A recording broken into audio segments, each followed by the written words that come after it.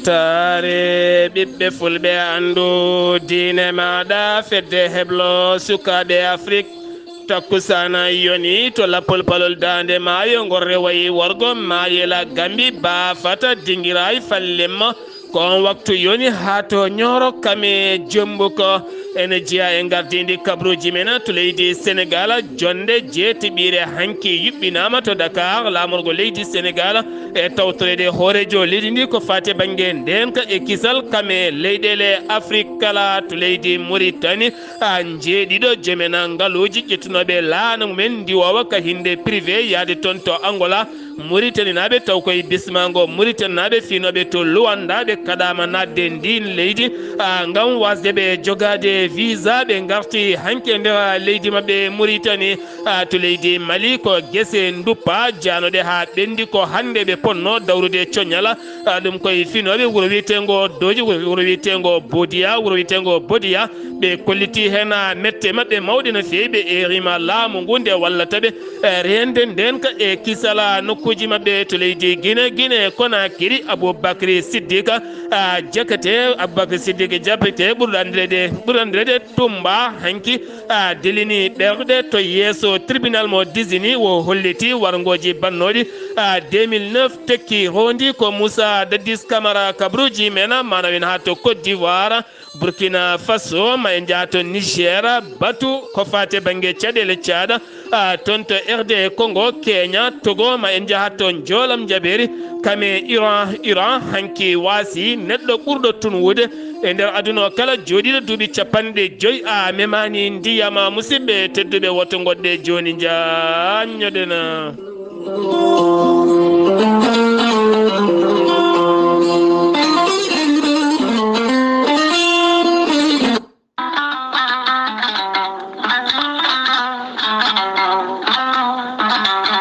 cabune laaɓal socca ɓandu maɗa ha jiitoɗa hen hoore maɗa ene wonde gommage moƴƴo laɓɓinowo nguru ɓandu ha jiiɗa hoore maɗa an joguiɗo tasuji e ɓandu muɗum lamlame baaye puƴe jokkodire cabune laaɓal e lallitare joni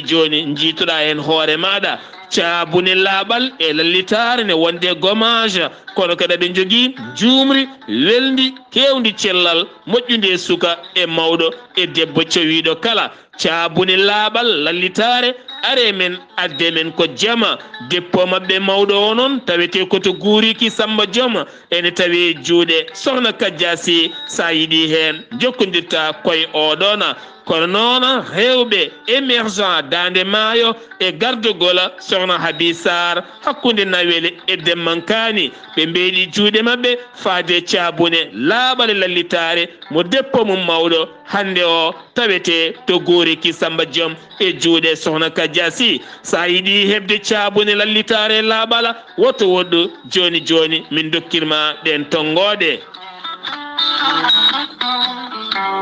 so tawi koto guuriki gonɗa jokkodirta koye sohna Kadiasi mbatta ko 77 509 45 84 so tawi noon ko gardiɗo rewɓe émergent dande maayo woni sohna Habi Saar mbatta ko 77 507 30 93 so tawi noon gonɗa koton cuuɗi meɗen nawela jokkodirta koye Rougui Sarr mbatta ko 77 517 25 78 so tawi gonɗa koto demmankani jokkodirta koye Boy Soumare 77 902 00 04 so tawi gonɗa koto Galoya sohna Aissata Touré 77 218 09 98 so tawi koto Mauritanie gonɗa e Sénégal e nokkuji ɗi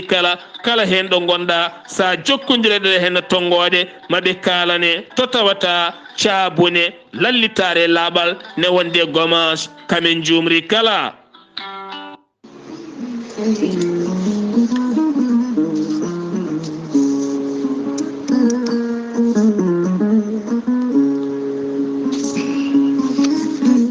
ceerno Djibisi ko wittiyanke leɗɗe ko safriyanke safruji fina tawa ceerno Djibisi ko jaadindo ɓalawale danawal kala ceerno Djiby Sy ko laaɓɗo reedu malaɗo wune. ceerno Djiby Sy ko baawɗo listihara moƴƴuɗo longal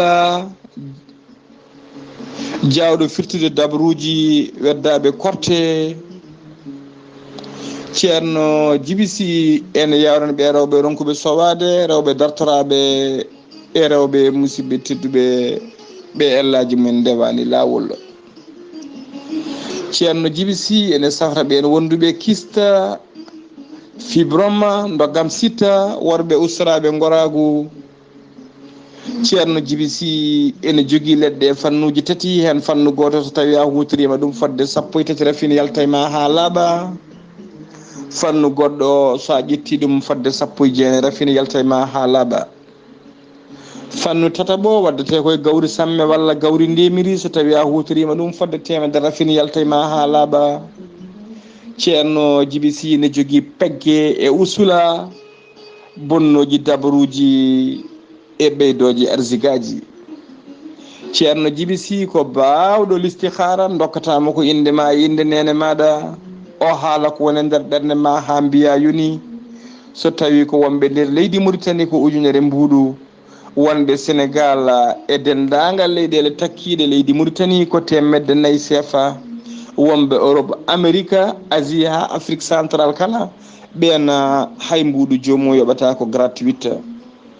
ceerno Djiby Sy ne andina dendagal kilineɓe mum e oɗo saaha joni mo tawi nder Nouakchott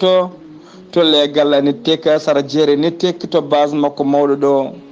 kala jiɗɗo jokkodirde e ceerno Djiby Sy, numéro makko téléphone ko 47 22 80 84. ceerno Djiby Sy ene jogui miñum mo golloto ne wiye ceerno Alassane Sy. jiɗɗo jokkodirde mum ko 48 jiɗɗo jokkodirde ceerno Alassane Sy ko 48 10 0013. ceerno Djiby Sy ko laaɓɗo reedu malaɗo wune, so tawi o yennama ka miskino o safruma ha mbiya wen tawa hay mbuɗa yoɓani. ceerno Djiby Sy mbadden dando faade makko.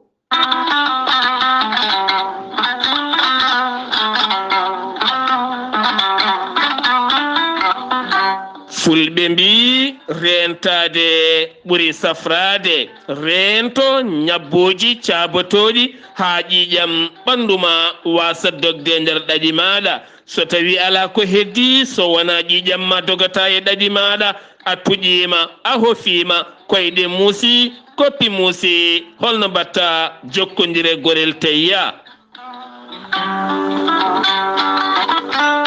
gorel teyya ko kawisaji mawɗi goni hen, ko lekkiki Allah funni to koridinoro, lekkiki way kono wargani, a wulna ndiyam ma ha wula, juppa hen, aɗa yara, aɗa yiito cellal ɓandu maɗa. an tuƴiɗo ko fiiɗo joguiɗo caɗele cardiaque, AVC, ƴiƴam dogata e ɗaɗi moma, jan ɓandu jaaɗoru, ɓandu wuloru, sa jokkodire gorel teyya joni joni keɓa hen ko laaɓi. sa yiɗi hebde site gorel teyya, janggana hoore maɗa ko jangta e gorel teyya, mbatta ko www.gorelteyya.com ma yiyen hoore maɗa, an ganda ko gonduɗa ko. sa yiɗi hebde tongoje gorel teyya, woto woɗɗo joni joni.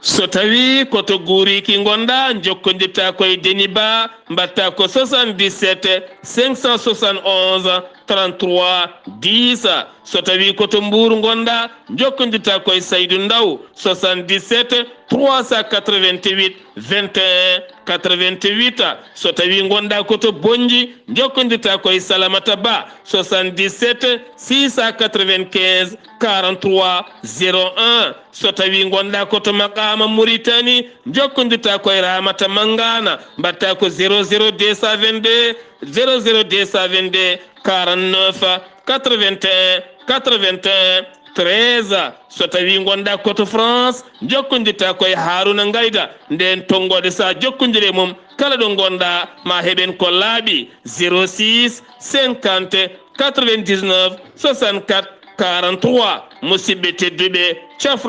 cafroɗen gorel teyya. kettode kaburuji mon e ɗemngal pulaar. Afrique, Asie, Europe, Amérique, Moyen-Orient, Océanie. jam nyalle mon musidɓe tedduɓe mowbaare nogase joya yarkomaa hitande ujunnaje ɗiɗi e nogase ɗiɗi yonti kumpital men ɗemngal pulaar ɗo yeeso haalirde he ko musidɗo mon giɗo mon sehil mon Sar Abdullaahi Saar to karallagal weltare TV ha mbawon yebde no tumon bosoje ko musidɗo mon Saydou Abouba jonde jeeteɓire taw ko jonde jam e nden kay kisala walande leyɗele Afrique yuɓɓinama ñalawma hanki o e hande o kala nder Dakar lamorgo leydi Sénégal woni ta jamñaji e tawtorede kene tolno e capanɗe tati leydi taw koye Afrique Asie ha fayenma États-Unis de Amérique Turquie Japon konone kadi Arabie Saoudite ha e nokkuji goɗɗi kala e tawtorede loni woni fedde gotago windere nde mawɗo leydi Sénégal Macky Sall kam udditi nden jonde ñalawma hanki o wo holliti wona nde oɗo saaha mo gonɗen Afrique ne hatojini e nden ka kame jaam timmuɗo e nder Afrique gam teskede kuddataji kame ɓe jogitiɓe armeji initortoɓe jihadiste en kala oɗo saaha ne tawi nder Afrique wo holliti wona nde Nations Unies ɓe mbaɗani ɗum contre kono kadi ne foti ɓeydude darde mum nden ka e kisal nde tawnoɓe tawe yoga e leyɗele tawiteɗe nder Afrique kono ha ɗo gonɗen golle mabɓe ne ngakki feeje yogay nokkuji so tawi ɓe gardata ko nden ka kame jaam e kisal kono kadi kanko mawɗo leydi ndi wo holliti oɗo saaha réseaux sociaux ene jeeya e ko ɓeydi ngakkinde nden ka e kisal e nder leyɗele Afrique ɗum ko jonde hanki wande e hande kala ko fate banggue toɓɓere nden ka e kisal nder leyɗele Afrique kanko mawɗo leydi Sénégal oɓe heemi ɓattake giwɗo colonel Assimi Goïta hoorejo leydi mo leydi Mali ɗum ko caggal nde jagorɗo hakkude leyɗele Abdullahi Diop mo leydi Mali tawtora ndeɗo henna jonde wattude jeeteɓire yuɓɓinade nder Dakar lamorgo leydi Sénégal hanki o e hande o on ɓattake yettima mawɗo leydi Sénégal woni hen ko salminadu iwndu e hoorejo leydi leydi Mali ngam jarde mawɗo leydi Sénégal darde mum oɗo saaha nde darani ngam addude nden kay kisale leydi Mali e sakkande Mali peeje moƴƴe ha Mali wawa yaltude caɗele ngam jokkodiral hakkude leyɗele ɗiɗi ɗe ɓattake o yettini ɗuma ko jagorɗo hakkude leyɗele mo leydi Mali keddoɗen koye mawɗo leydi Sénégal hanki caggal ndeɗon jonde kikiɗe ko nden wo ƴetti laana makko ndi wawa toon to Bowal laaɗi diwoje ngal Blaise Diagne ne ɗoftimo hoorejo jagoɗo leydi Sénégal woni Amadou Ba kame yaadiɓe mum kala kanko noon mawɗo leydi ndi o yaɓani ko toon to Arabie Saoudite gam tawtorede jonde yuɓɓinade ñalawma hande o ko fate banggue faggudu kame ɓen joomen ngaaluji yiɗɓe gollade yoga e nokkuji taw ko jonde faggudu yuɓɓinade hande o toon to Arabie Saoudite kanko mawɗo leydi Sénégal ko hiiri ko kala ko joftowo e Dakar lamorgo leydi Sénégal suka debbo nottortonoɗo inde Fatoumata Ly mo ganduɗa majjunoɗo kene tolno e lewru ɗum ko caggal ndewi Dakar faade to Thiès kanko noon o jeeya ko toon to Dumga Wuro Alpha caggal wo jippima to Thiès kanko noon o fektono ko toon to Thilone ene tawe nder Thiès e hoore muɗum ko toon wo ardi école ko toon o fonno jangguinoyde hitande hikkande kono kadi wonti ko goɗɗum caggal nde wo yiila e banggueji kala wo yiitaka ko aljuma ɓanduɗo aljuma ɓennuɗo hen o ɓanduma ko yiita kono kadi hanki police holliti ko wartade jeeyi sababu yaltudemo aduna kono kadi en neldi duwawa dendagal julɓe kala kono ne kadi dendagal dumga kala kanko on nde jomiraɗo yurmotomo yaafomo nannamo aljanna kanko e dendagal mayɓe julɓe kala Kolda ha hande toɓoli enen jippo e Fuladu e ko taari ɗum kala ɗum noon oɗo saaha haljini tene kadi deññani ɓerɗe ɗen remoɓe gila tan ndungu ari gila e guerte ha e goɗɗum kala kulhuli mawɗi no feewi ha tenti remoɓe toon maaro ko wayno Saare Gardi ene tawe e nder commune mo Medina Alhaji kono ne kadi e finoɓe e wuuro wiyetengo finoɓe wuuro wiyetengo Nalimo ɓeɗo hen kala rewɓe wonɓe toon ɓe kolliti ɓe coñan maaro ɓe caawa ɗum e leɗɗe coñade ɓe ndondo ɓe ñallata jumpude koye nder ndiyam ngam nawde ɗum e nokkuji goɗɗi ngam hulde woto toɓol ɗi memde kon maaro so memi tan ne gasa kadi ko fuuɗa nonne kadi remoɓe guerte o saaha kamɓe kala ɓe jogui nde ɗon fayre mawde no feewi caggal jonde joɗinoɗo Kaolack ɓe erinoma laamu ngu nde wawata wallude ɓen remoɓe gila ko ɓe ndemi ko bonde caggal oɗo saha mo gonɗen teskede guura ene ngakki no feewi Youssou Ndour super étoile yimiyenke ngana nonne kadi homme d'affaires gonnoɗo e jillu mum e nder leyɗele Europe caggal France Turquie Pologne yeehi ha ton to Belgique Pays-Bas Allemagne kono kadi dartini jillu mum arti nder leydi Sénégal ngam heɓanade no gase 7 octobre ene uddita impact mum safar taw ko groupe industriel baɗɗo fayida mo darni ton to Diamniadio ngam wadde gollorɗe kewɗe nder muɗum gollinde ɓiɓɓe leydi ndi ma tawtore oɗon ñalawma hoorejo leydi Sénégal hono Macky Sall ɗum waɗata ko ñande aljuma paaduɗo henno so jomiraɗo haaji sukaɓe tato tokkosɓe ɓe kellifaka taw yinnoɓe ɓuftoyade oɗo saaha hanki toon to maaje kaade de Dakar taw ko corniche banggue hirnangue ɗon ɗo ɓe jano ɓuftoyade ko wen peƴƴerde no yiiɓe kamɓe kala ɓe jooli kikiɗe hanki o wonande brigade mo sapeur pompier taweteɓe toon to Rebos ko ɓen mbakiri yiiladeɓe ɓe cuwana taw yiiteden keɓani haɗa ɗo golɗen so ɓe jiitama kam kono noon ko ngam nguleki yinnode yaadeɓe ɓuftoyade jeeyi sababu yaltudeɓe aduna Yakuba Diatara ko jagorɗo coftal ɓalli mo leydi Sénégal arti ko fati banggue budget ngaalu mo leydi Sénégal ko fati banggue taw ko futkoyngel taw ko de premier tour ha fayma final oɗo saaha ko 7 milliards laabi ɗiɗi wonata ko 14 milliards so tawi ko premier tour ɗum noon ko 7 milliards jeeɗiɗi ɗon ha final jeeɗiɗi goɗɗi wonoya 14 holliti mawɗo leydi ndi ene heeɓi wadde hen ngaalu Sénégal kala beele ɓiɓɓe leydi ndi ene beltoro baroɗɗe ne gaddata kuɓeri coupe de monde jogordi Suède ɗo tan e lewru fandu walla ɗo tan e lebbi ɗo tan e lewru eko heddi seeɗa toon to Qatar taw koye coupe de monde 2022 ha joni keddoɗen koye Sénégal lawol Dakar ferta wona wonti dognirgol dorog ɗum ko caggal nde suka debbo goto nottotoɗo Khadijatou Kounima nanga jarno jarowo duuɓi nogas e jeenayya ɗum ko caggal nde o rewinda e ñukindade guila toon to Tamba wonno ko 16 octobre omo jogui bidon baɗɗo kene foto wonde kiloji 5 taw ko huuɗo bonko ko kanko noon o gollodirta koye oɗo hen gandiraɗo windere nde kala ko dognowo drog nottotoɗo sarenor majjo ba on woni mo gollodirta caggal nde ɓe dañi Kiliana toon to Parcelles Assainies ko toon dadi ɓe mbimo teb kanko on sukajo debbo mo duuɓi nogas e jeenayyi sifti noon sukaɓe rewɓe hande hewɓe waɗoɓe yogay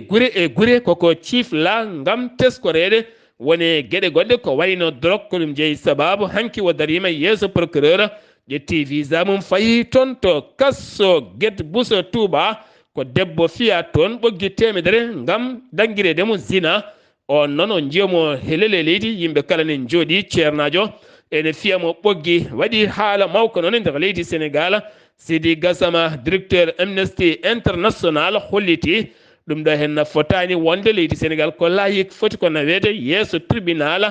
jomum wawa ñawede toon hewɓe médiaji kolliti baɗɗo ngal baɗɗo nanggama kono en keɓani ko ɓuuri hen labde jeeheten ko ha toon to Kidira eɗen gandi octobre ko octobre rose ko fate banggue haɓade ñaw biteɗo cancer du sein yuɓɓinama toon to suudu safara toon to suudu safara nde Kidira ma en ketto hen musidɗo men Amadou Diop gardiɗo radio Kidira. voilà kono no mbiruɗen ni bandiraɓe weltare ɓiɓɓe fulɓe andudinema ɗo e nder centre district mo Kidira no mbiruɗen hannde eɗin goni ɗo e journée mo ganduɗon kadi ko journée maire eɗin goni ɗo kadi omo ganduɗa kanko woni président commission santé o e o haalamen kadi hannde ñalawma hannde o ɗo no yaari ɗo e district mo Kidira. ko noon tigui monsieur le directeur min calmini min juurima minenne kadi e ko wiide tan oɗon gandi lewru nduɗo ko lewru mois d' octobre te octobre yimɓe foof ene gandi so wiyama octobre tan joni rewɓe fof ne gandi ko wiyete octobre rose noon ene jogui ñalawma tan ɗe gandanɗa surtout ko ina cuɓo ɗum pour wadde feere beele rewɓe ɓe ne gara ɓe mbaɗe consulté ko fate affaire cancer jaggowo indi o e cancer jaggowo tetikol jibinirgol ngol donc mbiya ɗum cancer col de l'utérus e cancer de sein aɗa andi enen ko ɗum ɓuuri tampinde rewɓe ɓe henno ɗum ɗon noon kadi haadi eɗen ɓeydi woɗɗude seeɗa te kadi ko hunde nde gandanɗa yimɓeɓe ne jawata ha tina ɗum tawa ɓe mboni ɗum waɗi octobre foof wiye rewɓe yooɓe ngar ɓe mbaɗane ko wiyete dépistage manam ƴewde so tawi cancer fuɗɗaki e mabɓe sono fuɗɗi tan ne wawi ñifede ko ɓuuri yawde pour haade mum yaade ene bonna donc ɗum ɗon noon pour heɓidade ɗum noon fallait que min mbaɗa feere foof kadi beele min mbaɗa ɗum kadi des consultation gratuite hande sa ari ɗo hôpital Kidira médecine ko mere sa yeehi cabinet dentaire ko mere échographie ko mere ɗum ɗon noon kadi ko pour wallude rewɓe beele fof ɓe mbawa arde ɓe mbawa par ce que hande o sa wi tan gueɗe gotel yimɓe jawata arde mais somin mbaɗi ni ma wallu min kadi beele yimɓeɓe foof mbawa arde beele min mbawa wadde vraiment traité rewɓe foof min mbaɗaɓe consulté ko ɓuuri yawde min mbaɗanaɓe dépistage o wonduɓe hen ɓe ma cafre taw koko fuɗɗi e ɓe galda hen ɓe kadi min mbawa waddeɓe sensibilisé manam min kirjina ɓe ganda ko addata ɗum e kadi koɓe poti wadde lewru foof ko ɗum woni pandale ñalawma o beele so tawi ɓe pasama visite ɗo henam kadi ma mbawa hebde ɗo leɗɗe taw kadi ko mere ko fate octobre rose o kala ko ene waɗe ɗo henno ko mere e ne waɗi noon tan wona leɗɗe fof kadi ganduɗa aɗa andi min jogui initiative Bamako wona leɗɗe fof kadi goni ɗo henno mais kam ko woni ɗo e leɗɗe ko mbete ko min coodi minen ko amen pour wallide rewɓeɓe ko min dokkanɓe ɗum mere mais so tawi kadi ko ganduɗa ko officine woni ɗum kadi min au moins sa ari sotta ticket ma waɗe consulté mbawa yaade toon kadi andana kadi cooda ɗum ɗon bon so tawi noon koko fati e cancer o ko so tawi koko fuɗɗi tan ne jogui ɗo henno machine aji ɗi gandanɗa hoore maɗa ɗum ene wawi vraiment hellede guila law donc ɗum ɗon woni mana ñalawma o Allah jarama kanko Oumar Bay Cissé ko président ko woni ɗo e santé o kanko woni président compte santé o e hollude tan hande no wiiri ni hande ticket ala ticket coggu ala mo médecin ala mo infirmier ala mo dentiste ala mo sage-femme ala hande no mbiri ni ko ñalawma mere tan ɗum ɗon noon ko wallidde ɗum e rewɓe ɓe gandanɗa hoore maɗa ñalawmaji munen hanki ko beele ñalla hande kadi ko ɗo e Kidira kadi ñalla ɗum noon bandiraɓe weltare ɓiɓɓe fulɓe andudinema Saar Abdullaahi Saar ko hiɗoma Aboubacry Diop lellirɗo gawlo balejo ɗo e Kidira Allah jarama a jarama Aboubacry Diop gawro ɓalejo golle mon jooɗi peewire mbi rewɓe tan yooɓe tinno oɗo saaha ɓe jaaha ɓe ƴewtoyo nde tawno cancer ko hunde bonde no feewi sen giwi to Kidira jeeyeten ko toon to Ziguinchor taw yen toon musidɗo men Amadou Ishaqa Kebe assalamu aleykum wa rahmatullah wa aleykum salam wa rahmatullahi taala wa barakatuh Sar Abdoulaye Sar a salmitama e dennagal hettotoɓe Weltare TV kabaruji garanɗen ɗo e nder Ziguinchor Sirif Banor oɗo dey ko musicien mawɗo o woni koye orchestre biyeteɗo Sippere Mama Jombo to e Guinée Bissau ina wayno yalti aduna hanki ɗo e nder Ziguinchor dendagal musicien en noon ina gonde sunare mawde son ummima ɗon canal 4 route ummiɗo to e Dakar fewde ɗo e Ziguinchor kamɓe de ɓe gonde caɗele société Azurut joguiɓe holɗum tali o fewnoɓe ɗum noon joom autoji en ɓe syndicaliste en ɓe gullitima ko ɓuuri hen hewde ɓe mbi autoji mabɓe boni accident ji keewi ina wayno ɓe tottama oɗo ligguey fodde hitande ɗum noon ala hen ko gasi ɓe gullitima laamu ngu yowa heptude société o totta wonɓe kamɓe haade ɓe jaɓani liggade ɓe puɗɗitima golle noon ɗum noon ɓe kalani laamu ngu yo waw darade ko ɓuuri yawde yaccade ɗum ɗo ɓe mbi holko addi ɗum ɗon so tawi a ummima ɗo e nder Ziguinchor aɗa feewi to e nder Dakar hakkude ɗon e frontiére ko 150 kilométre ko ɗum woni ko fewnete ɗum noon sa ummima ɗo 6 heures jettoɗa toon ko 8 heures ko ponɗa wadde waktu goto mbaɗa waktuji tati ɗum noon kamɓe ɓe ngala hen hande ɓe ngala hen janggo école Ahmadou Bari biyeteɗo élémentaire oɗo école Ahmadou Bari ɗum noon ina wayno ɓe dañi ballal manggal umarade e commerce mawɗo goto biyeteɗo Mansour Ba kanko de o duñi jungo poos o yaltini 15 million wawde wallide oɗo école guilay e mahateji muɗum ha e fermeture muɗum ha e dennagal bikuji e kereŋaji e dennagal kayeji e sakuji kamɓe de élewaji ɗi ɓe keeɓi ngal ɗo ballal manggal ina wayno no ɓe kolli weltare no fewi o wi o yiiɗi ko jangde nde beele oɗo école beele kamɓe élewaji ɗi eɓe keeɓa niveau moƴƴo ɓe mbawa janggude jangde moƴƴere jiknaɓe ɓe kadi mbawa foftade e ɗeɗo gueɗe Weltare TV radio ren Weltare TV musidɗo mon Ahmad Issa Kebe gorko mbotto kabaruji ɗo fo ɗo e radio Zig FM jokkodirde Sar Abdoulaye Sar yallo ko walde jam Amadou Ishaqa Kebe allahumma amina ya rabbi Ziguinchor waɗɗani Guinée Bissau Oumar Sissoko Mbal ƴetti hanki laana mum ndi wawa yaɓani to Moscow ngam yidde joɗoɗade e hoorejo leydi Moscow woni Vladimir Putin ɗum noon ko yiddemo yettinde on message jaam caggal kanko woni hoorejo leydi Afrique najo ɗimmo baɗɗo toon jillu mum kono kadi mawo yaa ha toon to keefa woni laamorgo leydi Ukraine mawo joɗode toon e Volodymyr Zelensky ngam yettindemo toon message Afrique naɓe kono kadi message jaam waɗa sahande jaam duumiɗo artata toon beele yimɓeɓe kala ene gona e jaam sen giwi to Guinée Bissau paaren koto leydi Mauritanie jeeɗiɗo Mauritanie naɓe joomen ngaaluji taw kadi ardino oɗon sete ko Mouhammada Woldo Annou Keza ko on ardino oɗon sete kamɓe ɓe ƴettuno ko laana ndiwowa privé woni jet privé ɗum ɓe ƴettuno ngam yaadeɓe toon to Luanda laamorgo leydi Angola e bismago ɓiɓɓe Mauritanie naɓe wuurɓe toon beele nde ɓe garata ɓe gadda ngaaluji mabɓe mbaɗa toon ko nokku belɗo wadde jeeyirka no feewi beele kadi ɓe ɓuura ƴellidde faggudu nokku o to banggue jeeygu e to banggue ɗen gueɗe kala kamɓe noon nde ɓe gaari haaɓe jetti to bowal laaɗe diwoje ngal Luanda ko nden ɓe kaɗa nadde caggal ɓe ngala visa ji kono kadi ambassadeur mo leydi Mauritanie tawete to Luanda wawi arde ha toon to bowal diwoje ngam yidirde mabɓe ala ko gasi so wona ɓe ƴettiti toon laana mabɓe ndiwo ka privé ɓe garti kamɓe kala e nder nokshota laamorgo leydi Mauritanie ɗum noon bisminoɓe ko Mauritanie naɓe finoɓe toon beele kamɓe kala nde ɓe mbaddata jungo e jungo beele ɓe ɓuura yañude jeeygu ha tenti to banggue wonande ngaaluji gollerteɗi e nder nokkuji ɗin belɗi hande gollade to leydi Mauritanie keddarana joni jagorɗo diine mo leydi Palestine waɗi jillu mum nder leydi Mauritanie kanko on jagorɗo biteɗo awqafa o dañi joɗodade e nando makko walla ni mbiyen o dañi joɗodade jagorɗo ñawoje mo leydi Mauritanie woni Al-Bakri ɓe mbawi yewtidde toɓɓe jaƴƴe no fewi ko fati banggue jokkodiral ñawoje to banggue diine hakkude leyɗele ɗiɗi ɗe woni leydi Mauritanie kame Palestine kono kadi omo jokki jillu makko e joɗodade yoga jagorde taweteɗe e nder leydi Mauritanie ñalawma hanki o yuɓɓinama to Nouadhibou taw ko jonde koɓe mbiyata union de volontariat wonande ɓen yarlittiɓe jeeyede e catala toppitade wuuro Nouadhibou guilay banggue pittugol hay toppitade yoga e gueɗe kala ken tolno e temedere suka hanki debbo e gorko kala naati e ngal ɗon catala e tawtorede gouverneur nokku o ɓe kolliti hen weltare men mawde no fewi kono kadi yiddeɓe ko yaññude ɗum beele sukaɓe koye men ne ƴetta hen hebloji mawɗi ha jomumen keeɓe hen gueɗe payidinde ha mbatta ɗannade caggal leyɗele taw koye dow sifa ndiɗon mbaadi keddana joni koto Mauritanie l'autorité ji taw ko fati banggue suprême ko fati e presse mo leydi Mauritanie audiovisuel hanki mbaɗi concours prix baɗɗo fayida no fewi to hôtel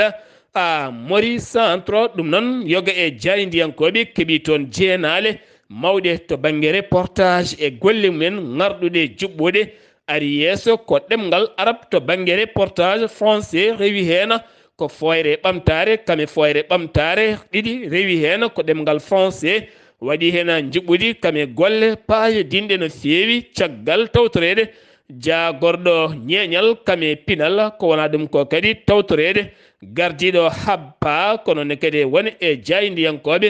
heɓe hinde dawroɓe no fewi gam hirjinde presse mo Mauritanie ha ɓuura yuɓɓude ɓuura ƴellitade yoga e presse aji taweteɗe nder jokli windere ɗi kala to leydi Mauritanie keddaren ha joni tambiɓe nden ka e kisal moɓe mbiyata comité pour les surveillance civile mauritanienne taw ko yiilotoɓe kanŋeji yoga e nokkuji ɓe erima laamu leydi ndi oɗo saaha nde dartinta hoɓɓe yiilotoɓe kanŋe yoga e nokkuji nder leydi Mauritanie ngam kamɓe pamodiral hakkude mabɓe koninkoɓe ngal pamodiral wawata hebdade hakkude ɓen e hoɓɓe yiilotoɓe ɓe ɗum noon koye nder diwana Zouairat ha fennamo état trésor ɓe erima ɗum nde dartinte ko ɓuuri yawde e yaccade parti alliance populaire ko landaji lunɗoɓe erima wonande nden ka timmuka ko fati banggue commission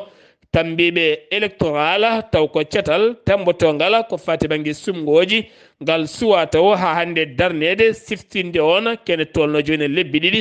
ittanoma firta kono kadi jagorɗo gueɗe nder leydi kami jaccingol laamu o hollitino wonande ngal cetal ma darne ɗo tan e capantati goo lewru octobre ndu gonɗen ɗo ha ɗo ngal cetal soit taw feeña kono kadi ɓe kolliti leelgol darnude ngal cetal ene gasa taw wonko soomi nder ɗum noon ɓe erima landaji ɗi kala nde puttinta guite woto wadde fraude ko fati banggue sumgoji tijjaɗe tataɓuru walla mbiyen darɗi lewru hitande fande nde taw kadi ngal cetal so ngal darnama wonata hen ko yimɓe 11 hen jeegomo jaltata koye landa laamu hen joyo feccata ɗum ko landaji lundo nde leydi a Mauritanie sen gewi to Mauritanie ko to leydi Mali paadina to leydi Mali guese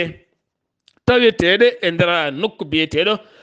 Bodiya ɗum noon kene tolno e 12 kilométre hakkude mum e Bandiagara ko ɗen guese duppa ha wonti ndondi ɗon ɗo yeehi tan ha guese ɗe jooɗi weeli wiide guesama ɗo ɓe dawranno coñal ñalawma hande o ko ɗon kala watta ndondi anda ko noon holɓe rewɓe ɗon nanni hen jeygue ha guura kala boni oɗo saaha ɗum woni koɓe ɗaminino hitande hikka nde fofirde e dusirde barmeji e deedi mabɓe kala kono ɗo saaha mo gonɗen wontaniɓe ɗe haare mawde no feewi gam teskede ɗo saaha mo gonɗen ɗin diwanuji ko diwanuji cattuɗi no feewi gam nden kay kisala ngakkude toon ɓe erima autorité ji laamu taweteɓe toon to Bandiagara nde mbawata ɓeydandeɓe darde timmude e ndenka beele ɗeɗo hen gueɗe kala enen mbawa dartade woɗɓe hewɓe dognoɓe guure mumen goppi galleji mumen goppi jawkal men gam moftoyde dandoyde ɓesguji mumen moftinoɓe to yeero su ngalano hay ko ñaami kene tolno e ujunere e temedde joyo soɓe mbawa remde ɓe ngala tan guese haydara koɓe dogɗaɓe molti toon gam faabade pittali mabɓe ɓe keeɓi balle timmude no feewi ene mabɓe rewɓe nayeɓe kame ceemedali e handicapé en woni ngakkaɓe terɗe dogɓe arɓe moolade toon on je goto mo mbiyata savete ko ɓen jaltini balle timmude ko wayno maaro walla mbiyen makka sakoji makka nebama ko noon kadi patuji kewɗi gam walliddeɓe haaɓe mbawa moƴƴinde gurdam mabɓe caggal nde ɓe dokka guura ɓe mbasiya noon ɓe triye seesa ñamire seesa woto gasde law so gasi so renaki wontanta mon ko goɗɗuma batu ko fate banggue yiilade feere epeje tawtorede halifaɓe diine aada kame ɓeena dilloɓe laamu ngu kala ɗum noon ko yurnitade caɗele teskaɗe lewru octobre taw koye lawola kitta Bamako janguji ne keewi ɗon worɓe wonɓe motoje joguitiɓe fetelaji faddotoɓe ɗon autoji e kala saaha ene teɓɓita yimɓe mbaɗa ɗumen walla tetta kala ko joguino hol peeje ƴetteteɗe ɓe erima sukkaɓe yarlittoɓe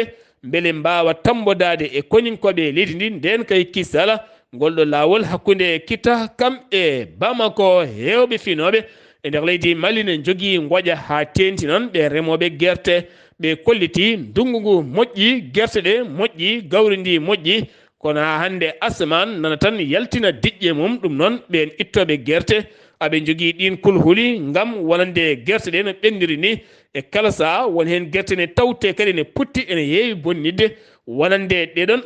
guerte oɗo saaha ko fati e banggue ndema mabɓe ka sen gewi to leydi Mali paɗen koto Guinée Conakry Aboubacry Siddiqui Diakate ɓurdandirede Tumba mo ganduɗa koninke ɓurnoɗo ɓattade Moussa Dadis Camara saabu kanko wonno edde ka Moussa Dadis Camara hanki yeeso tribunal o ummini ɓerɗe yimɓe kala to tribunal disini hanki o holliti caggal nde o suuti jungo makko wondi o holliti o hulani haydara so wona Allah teni kadi kala no hunde yaruno ko Allah tan andi kono kadi kankone o mandi gueɗe ɗe kala no jaruno o haali jikkuji gonangala laamu Moussa Dadis Camara o haali tekki rondi kala ko maayi e 28 septembre 2009 toon to Conakry ko Moussa Dadis Camara wari ɗumena e wiide konngudi makko o holliti caggal ɗin wargoji noon wonande kanko Moussa Dadis Camara ne wondi e jaajiɗo mum biyeteɗo